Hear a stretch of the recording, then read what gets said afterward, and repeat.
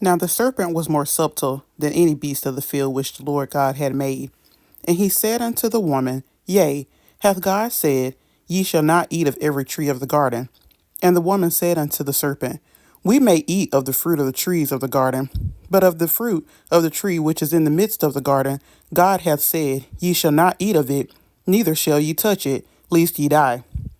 And the serpent said unto the woman, Ye shall not surely die.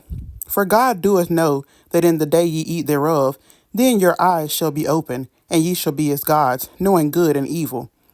And when the woman saw that the tree was good for food, and that it was pleasant to the eyes, and a tree to be desired to make one wise, she took of the fruit thereof, and did eat, and gave also unto her husband with her, and he did eat.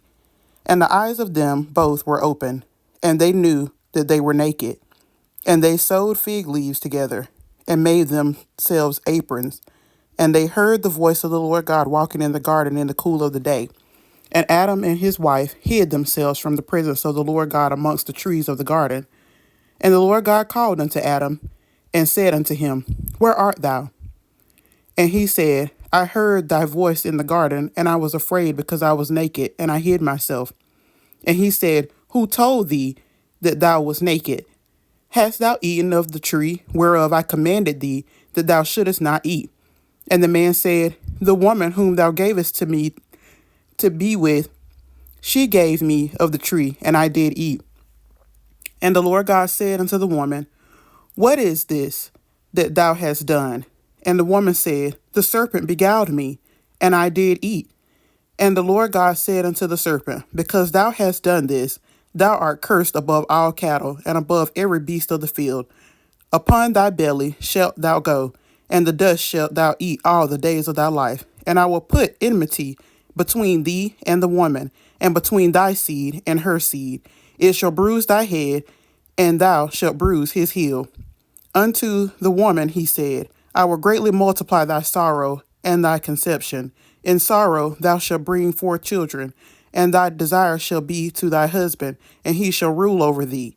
And unto Adam he said, Because thou hast hearkened unto the voice of thy wife, and hast eaten of the tree which I commanded thee, saying, Thou shalt not eat of it, cursed is the ground for thy sake. In sorrow shalt thou eat of it all the days of thy life. Thorns also and thistles shall it bring forth to thee, and thou shalt eat the herb of the field.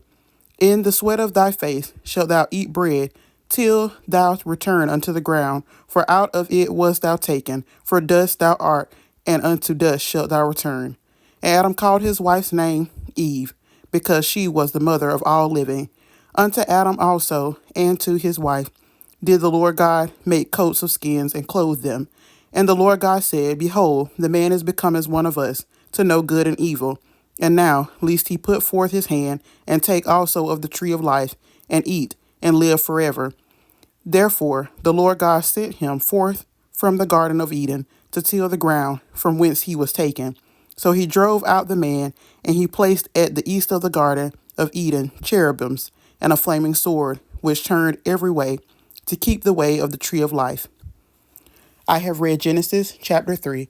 May God ever bless the hearers, the readers, and the doers of his holy word.